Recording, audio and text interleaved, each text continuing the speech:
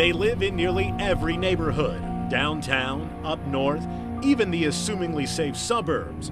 Maybe a convicted sex offender lives next door to you, or near a school or a park where little children play. It's supposedly easy to discover online. At least that's what the government tells you. According to the Nebraska Sex Offender Registry, roughly 3,700 convicts live right here in our great state. But is the information we're finding online accurate? And can a sex offender be found where they say they are? That's what we wanted to find out.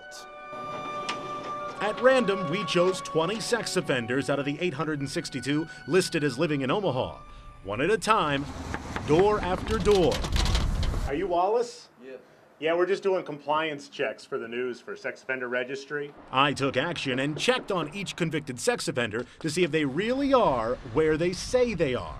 We're just doing compliance checks for the registry. During my time investigating, roughly 8 hours, I located just 2 of those 20 sex offenders that we picked at random. It does happen. I uncovered that the Douglas County Sheriff's Office only has 2 deputies dedicated to going door to door, checking up on all 887 sex offenders living in the county. With so many sex offenders in Douglas County, you only have 2 guys that are dedicated to it.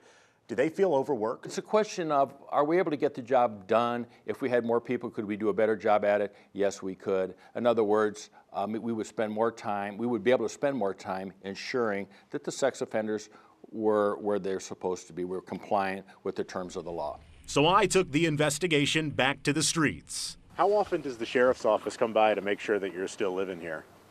Do they come by often, or?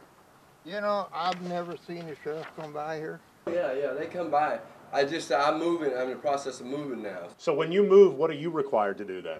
Just go register, back out to register. Some sex offenders tell us that they've never seen someone doing a compliance check on them, and then others say that you were just there last week. Is this because there's only 2 guys checking on them, or at least not enough people checking on where they're living? No, because in that particular case, just because you didn't see us doesn't mean we weren't there. In other words, we might go to your house and you're not there, and for legitimate reasons. Maybe you're at work, maybe you're at school, but maybe your parents or a spouse, somebody else that lives in that residence, or maybe a neighbor or maybe a coworker that we were able to interview was able to confirm that you were at the legal location that you gave on your registration. In 2009, the Sheriff's Office asked Omaha police officers to help monitor sex offenders in their free time between calls. Chief Deputy Bielik says it helps. Obviously, the more people we have, the better job that we can do. But because deputies and officers can't be everywhere, there's always a risk to you and your kids that sex offenders will be somewhere they shouldn't be. Dave Roberts, KMTV, Action 3 News.